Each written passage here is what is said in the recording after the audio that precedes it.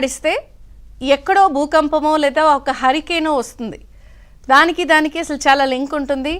దానికి సంబంధించి సైంటిస్టులు చాలా రకాలుగా ఆ ఎఫెక్ట్ ఎలా జరుగుతుందని చెప్తారు. దాన్ని బేస్ చేసుకుని చాలా సినిమాలు కూడా వచ్చాయి.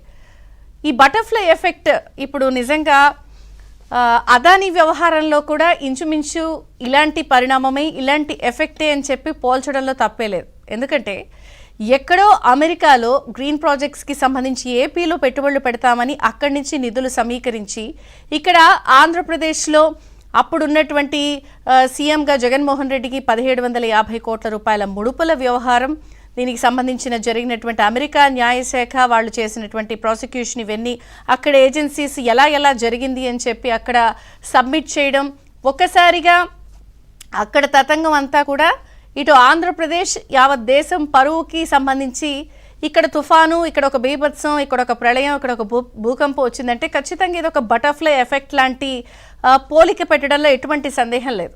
ఎందుకంటే ఇప్పుడు ఈ అంశం దాదాపుగా భారతదేశ పరువు ప్రతిష్టకి సంబంధించిన అంశంగా చాలామంది మాట్లాడుతున్నారు. పార్లమెంట్ శీతాకాల సమావేశాలు ప్రారంభమయ్యాయి. అసలు సమావేశాలు ప్రారంభమై 2 రోజులు అవుతున్నా కూడా నిన్న బుధవారం కూడా దాదాపుగా అదానీ అంశమే పార్లమెంటులో దుమారం రేగింది. మొత్తం ఈ అంశంపై చర్చ జరపాలని చెప్పి విపక్షాలు, ప్రతిపక్షం దాదాపుగా పట్టుపడుతోంది. అసలు తీవ్ర దుమారం రేగింది. వాయిదాలతోనే వాయిదాల పర్వమే కొనసాగుతోంది. ఒక రకంగా చెప్పాలంటే అసలు ఇది దేశ పరువు, ఎందుకు మాట్లాడరు, దీనిపై జేపీసీ వేయాలి, జాయింట్ పార్లమెంట్ యాక్షన్ కమిటీ వేయాలని చెప్పి విపక్షాలు పట్టుబడుతున్నాయి. కానీ బీజేపీ అంశంపై మాట్లాడటానికి సిద్ధంగా లేదు.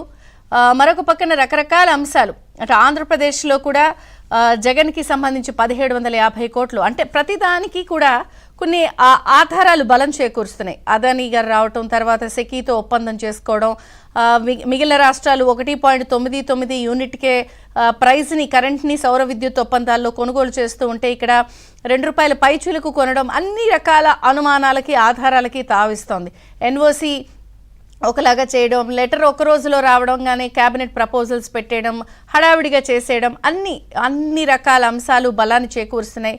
అక్కడ సాగర్ అదానీ ఫోన్ని స్వాధీనం చేసుకోవడం, దానికి సంబంధించిన ముడుపుల అంశం, మెసేజ్లు, ఇలా అన్ని రకాలు బలాన్ని చేకూరుస్తున్న నేపథ్యంలో అదానీ అలాగే జగన్కి సంబంధించి ఏదైతే 1750 కోట్ల రూపాయల ముడుపుల అంశం ప్రస్తుతం పార్లమెంట్లో శీతాకాల సమావేశాల్లో తీవ్ర దుమారాన్ని రేపుతున్నాయి. మరొక పక్కన చెల్లెలు షర్మిల కూడా ఆంధ్రప్రదేశ్లో గవర్నర్ అబ్దుల్ నజీర్ని కలిశారు. ఈ ఒప్పందానికి సంబంధించిన అంశం విషయంలో పూర్తి దర్యాప్తు చేయాలి, దీనికి దర్యాప్తును ఆదేశించండి, ఇది చాలా ప్రతిష్టకి సంబంధించిన అంశం, ఈ స్థాయిలో అధికారాన్ని అడ్డం పెట్టుకుని చేస్తారా అంటూ ఒకటి ఆంధ్రప్రదేశ్లో తీవ్ర దుమారం రేగుతోంది. వైసీపీ, జగన్ అండ్ కో ఈ అంశంపై మాట్లాడటానికి సిద్ధంగా లేరు, ఎక్కడ ఎవరూ మాట్లాడలేదు.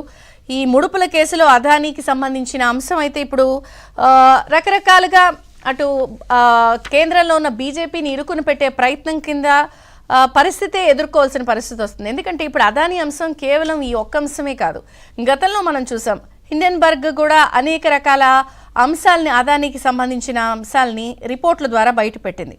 ఇదే కాకుండా గతంలో కాంగ్రెస్ కానీ లేకపోతే కొంతమంది నాయకులు కానీ, రాహుల్ గాంధీ కూడా మోదీ గారి గురించి కానీ అదానీ గురించి కానీ చాలా తీవ్రమైన ఆరోపణలు చేశారు.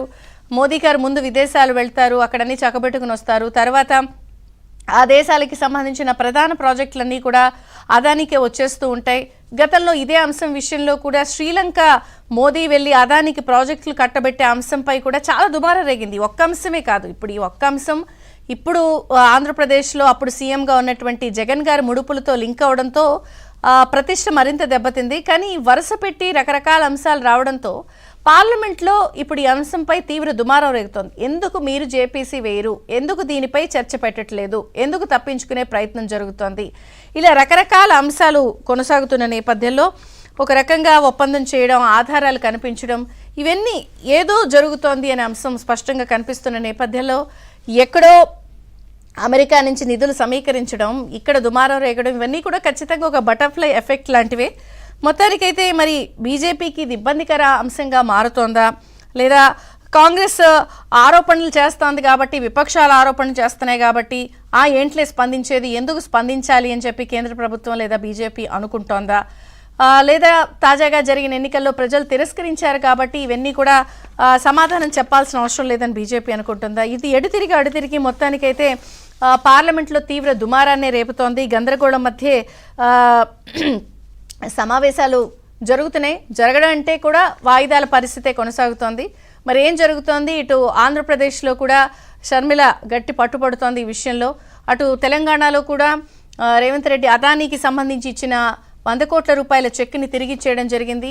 ఎప్పుడైతే అంతర్జాతీయంగా అదానీకి సంబంధించిన అంశం, ఈ ముడుపుల అంశం సీఎం జగన్మోహన్ రెడ్డి గారు అప్పుడున్నప్పుడు ఏదైతే ఇచ్చారో తర్వాత కూడా మనం గమనిస్తే కొన్ని అంశాలు చాలా సీరియస్గా ఉన్నాయి.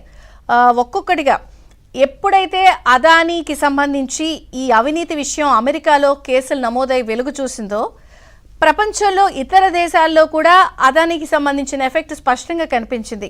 కెన్యా అయితే అదానీ కంపెనీతో కాంట్రాక్టులన్నింటినీ రద్దు చేసుకుంది. ఆ విషయాన్ని పార్లమెంట్లో ప్రకటించారు. ఆస్ట్రేలియా అయితే బొగ్గు గనుల లీజును రద్దు చేశారు. బంగ్లాదేశ్, శ్రీలంక దేశాలు అదానీ కంపెనీని కాంట్రాక్ట్ రద్దుపై ఆలోచన చేయడం చూడాలి.